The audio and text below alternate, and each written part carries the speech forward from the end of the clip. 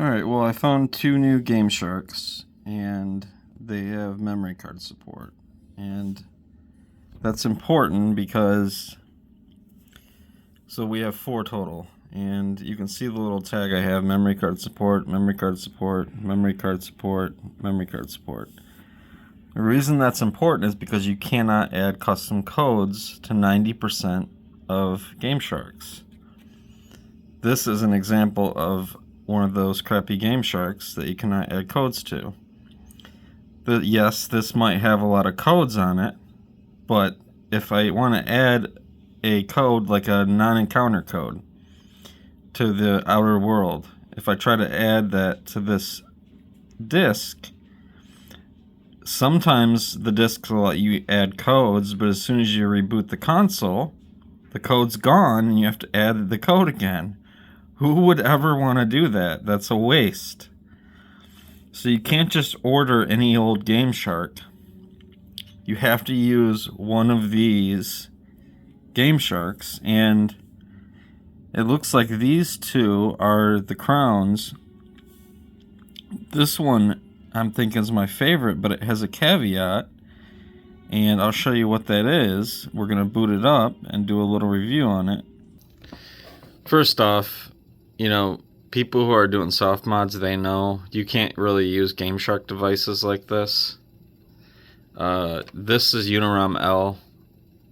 You can get in touch with me, leave a comment if you want one. This has the ability to use Gameshark with soft mod, that meaning running blanks. And then there's the ultimate, Tony Hex International. You can inject Gameshark codes before you run the blanks game. And that's the only two ways to do that if you're running homebrew. But this is the problem with the Xploder. See, no X key found. Some functions will not be available. Press X to continue. Now we can make an X key. Press O, right? But look at the warning message. You're going to lose all the data on slot 2. So this sacrifices an entire memory card. So the Xploder is my favorite, but the problem is it uses an entire memory card up. So if you don't have a memory card laying around, you might not want to use this. The Gameshark Lite might be the only option for you. But if you have a memory card laying around, or a Mem Card Pro, for example, you might really like this Xploder 9000. So we're going to go ahead and make one. Press O to continue. So I did a test to see what would happen if I add a code if it uses any room, and it virtually uses no room. See, it says 0% used. So virtually you got as many codes as you could possibly want on this Xploder 9000. When I go into covert ops here, I can edit it as well. Now on the Gameshark Lite, if you accidentally make a typo, you can edit the code, meaning the number, the actual part that you inject into the game to change the game, but I can't edit the description. So, for example, I accidentally called it ops when I was doing a test on the Gameshark Lite, and I can't edit it to covert ops. See how I can edit this one? So you can't do that on the Gameshark Lite. So that's something that I really like about this one. Also, as I was going through this, it was loading slightly, and this just seems a lot more snappy. I really like this one. The dev was the one that recommended the Gameshark Lite to me, but I really want him to see my review of this, and I think he might like this instead. Another thing is the keyboard. See, this is the code part. They give you extra digits, so it's just easier to find the digits that you need to enter the code easier. So as you're putting in the code, the keyboard just has more options, so you can go left, right, up, or down to get to the number or letter that you're looking for easier. So it has more options. Basically, it has two keyboards in one. And instead of having two keyboards in one for the description, what they did is they did capital and lowercase. So in the Gameshark Lite, you have to hit select to go to lowercase. In this one, you can hit shift which is I think R2, to get to numbers, but you don't really need numbers that often for the description. So this is perfect. I really like this one versus. I wish that the actual Gameshark devices were like this. Some of these codes just change these games so much. Like the last 2 levels in Star Trek Invasions are next to impossible. Anything past level 1 in Alien Resurrection is just so hard. I patched this game thinking that I was going to be able to go through it, relatively easy. No. This game gets ridiculously hard after level 1, and Gameshark codes fix that. And Alone in the Dark, this is a perfect example of a game that I just wanted to experience the storyline, and no problem I could go through the game, but there's just a lot of grinding that there's no need for it. You know what I mean? If you start the game out with all the keys, you can go through, experience the storyline, sit back, have a drink. And, there's a lot more games I have, but these are just the quick examples that I found. Colony War is another one, and there's 3 versions of Colony War. And this is the double disc game, and Gameshark codes really affect that game as well.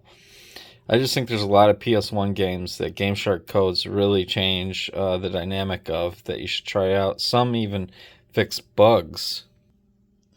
Now I'm going to put the Gameshark Lite in, but real quick I wanted to show you. See, here's the comparison of, on the right is the Xploder. It takes up the whole entire card. This only takes up 2 slots, the Gameshark Lite. So I just really, if you don't have, or maybe it only takes up 1 slot. I'm not positive about that. Yeah, okay, it only takes up 1 slot. So the Gameshark Lite only takes up 1 slot. And you can see just the whole entire card. So that might be your deciding factor. But here we go with the next screens that I was talking about, and with the light. Gameshark Lite's great, and here's an FMV. I don't want to see this FMV every time I start it. I'm sorry, you know what I mean? And you can skip it. At least you can skip it. Here's another loading screen. Now what's up with this next screen? Start the Gameshark Lite how to use. They need to move this how to use to the options. Go big, win big. I don't want to see this every time I start this thing. You got to hit X to highlight it, and then X again to start the Gameshark up. That's irritating. Now this thing does have a cool option if you want to add a code and you don't mind using the game ID. See how it says file not found? I'm pretty sure that's because I put the memory card in the wrong slot. I've seen it do this before. I normally use slot 2 when I edit the codes for this. I'm going to double check because I have a covert ops file on here. And let's see, covert ops is on here.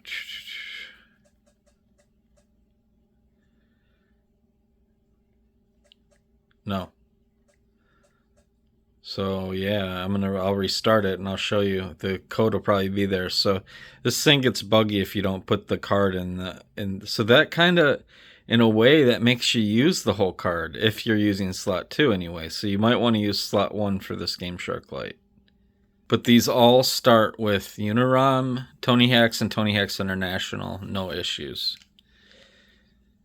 But yeah, that is a issue that I found.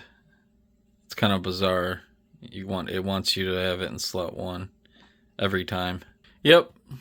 See, I changed the slot and now it says codes loaded. Press O. So it could have been a bad read, but I don't think it was. This is the multiple times that I've done this, and when I put it in slot 2, it has no issue. So I'm not sure about that. But it just seems like for me, that's been working every time in slot 2, and I've been not having any issues in slot 1, not with this console anyway. These are 2 bugs I found. If you shut this scrolling off and change the sound. Okay, so I did that, and I'm gonna exit. Now I'm going to go into selecting cheat codes, and we are going to delete this. I don't want to go through Big Air every time. So I'm hoping that it's going to save the index, and it'll let me delete Big Air since I don't play Big Air. You know, I don't want to go through every time and go through these games that I don't play. I beat Xploder 2 already. I don't want to go through that. Let's delete that code. You know, hopefully it's saving it to the memory card, you know what I mean? Alright, well I just rebooted the console after I changed those things, and as you can see, look at the back, it's scrolling again. And we'll go into the options and see if it deleted. Oh, what do you know? Big Air and Xploder 2 are still there, so I have to scroll through them every time I start the game. So it acts like it deletes them, and I was hoping that it would index the fact that I deleted them. Obviously, it's a CD-ROM. I know it wasn't physically deleting them, but I was hoping that it would index it. So I was under this false assumption that it was deleting, you know, removing them from the index. And another thing is, check this out. See how it says 57% code space free? So yeah, we are only using one slot, but you know that also restricts our space significantly. You know, we only have 57% code space left. So if you have a lot of codes that you want to add, you might need, you know, the other multiple memory cards anyway. And there's options to load in multiple cards, so you could use multiple cards with this Gameshark Lite if you need to do that. It does allow you to do that at least. But now that it's in slot 2, covert ops is showing up no problem, like I was saying. I hit O. I'm trying to edit it. See, it doesn't seem to let me edit it. I can put a new code in. But see, it just does that weird scrolling every time, and I just don't like that. I feel like it's a trick that it's loading. I don't want to see that. I don't know. To me, that's a loading screen when it slides like that. That scrolling trick. That's how I perceive it anyway. And once you get done and you actually put the code in and hit select, like, let's see if I can actually do it.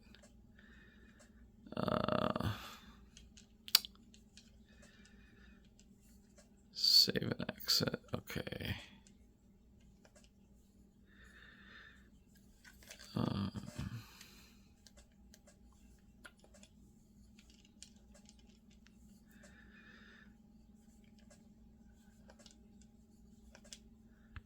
Okay, even exit and discard.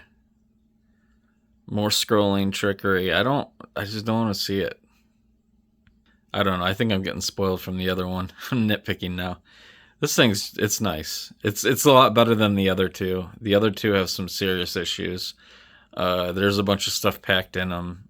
The Gameshark 5 and the Action Replay 420. So there's really nothing wrong with this thing. Since I have an extra memory card, I really prefer the Blaze now. That's one thing I like. At any point, you can hit start button, and it cancels out what you're doing, and it activates the code. That's something that I do like about the Gameshark Lite that the Blaze does not allow. So it's like a cancel button, the start does. I'm going to put Rampage in and show you how it will detect the CD number. It's kind of cool. The Gameshark Lite does this, and the Blaze does not.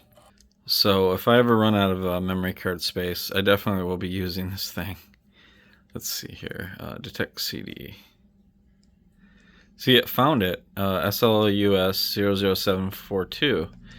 Now I can go exit and save. It saves it to the memory card. I go to return. And it named it for me. So I can go into here and enter a new code for Rampage, Universal Tour 2.